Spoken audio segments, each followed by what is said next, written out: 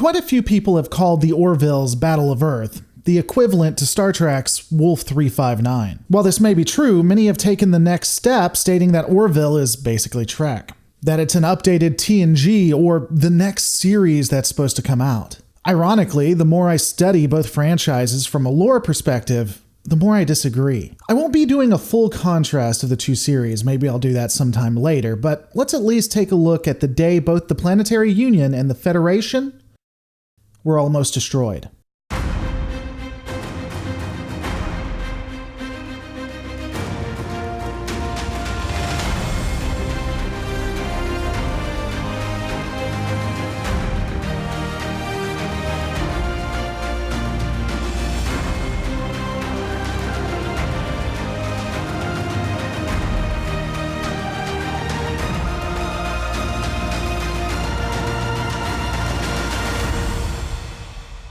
Before I begin, I feel like it should go without saying, but I have to note it anyway. Just because I'm going to be comparing and contrasting these two franchises doesn't make one better than the other. If I say one does better in some aspect, that doesn't mean the other one sucks. It just means that this one does better this way. Also, it's really not more anything than an opinion, and it doesn't take away from either series, so just relax. With that established, when looking at the two-parter TNG episode Best of Both Worlds and the Orville two-parter Identity, it is amazing to see the two different writing styles at play. With TNG, we have drama and a more cerebral fear. The Borg are basically a ticking time bomb from the beginning of the first episode to only a few minutes before the second episode ends. In fact, of the 90-minute runtime, only 4%, a little under 3 minutes, is not about the Borg threat and the destruction of everything. This includes, by the by, the wrap-up after the cube is defeated and the credits in both episodes. In the two-parter Identity, we don't see the Kaylon betrayal or them even being a threat roughly till about the 38-minute mark, meaning that's only 69%.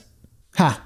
So only 69% of the two-parter is dedicated to the ticking time bomb that is the Kaylon. Additionally, the writing is drastically different. TNG is more focused on a sense of hopelessness, how they can't be stopped. Everyone rushing to try to stop the Borg, but nothing works and a lot of people die. It's also ironically more character-focused, with the key players being Picard, Riker, and Shelby, at the expense of everyone else. Identity is more lighthearted. Even when the Kaylon become the ultimate threat, it also has a focus on the ensemble and never really looks at a specific character.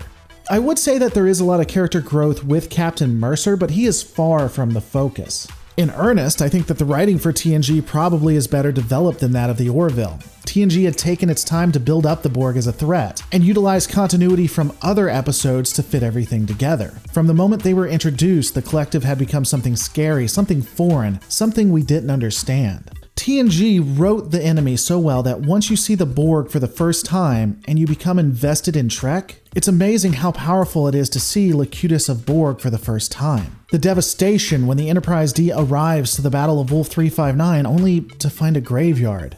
And how exhilarating it is when Riker says simply one word at the very end of the first episode. Fire.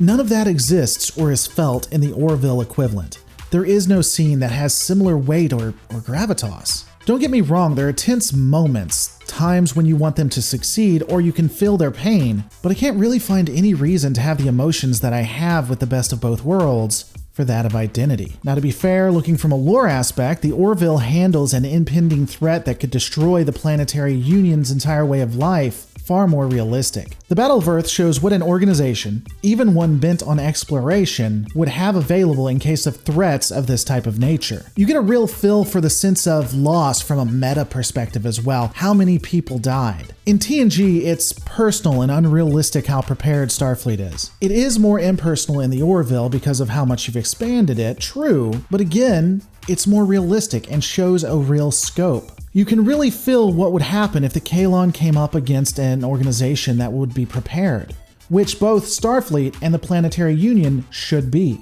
It is honestly fourth wall breaking to consider how much Starfleet had fallen. For the crew of the Enterprise to win, they utilized a Deus Ex Locutus, and if we're honest, that felt a bit contrived. It basically took 1 to 2 minutes to defeat an enemy that they couldn't have defeated in the last 80 minutes. Now, I'll grant, we see some of this in the Orville. The Krill are basically a just-in-time trope that happened to save the day. But honestly, it feels more realistic to have someone come and save the day than Locutus basically tell everyone to sleep. Many have called Orville actual Star Trek. I simply don't think this is true. I think that it's derivative, perhaps even a spiritual successor, but to call it Star Trek demeans both Trek and the Orville. The Orville is its own show, its own beast. I'd even go as far as to say to compare these two in the writing style or the methodology to assume it's Trek to Trek is folly. And the real reason that all of this is happening is because people really don't like Star Trek Discovery, at least to some degree.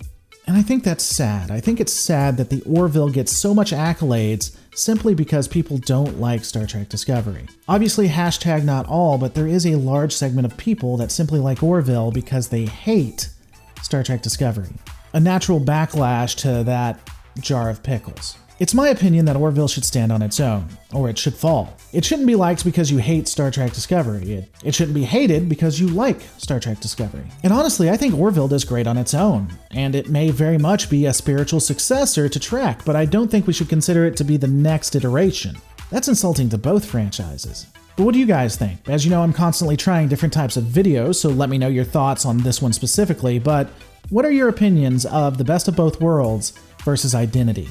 Are they similar? Do they stand on their own? Is the writing different? Am I completely way off? What are your thoughts? Also, when it comes to new video types, I'll be doing a scene breakdown of Janeway versus Fear in this week, so look forward to that. And as always, don't forget to comment, rate, and subscribe, and I'll see you on the next Lore Reloaded.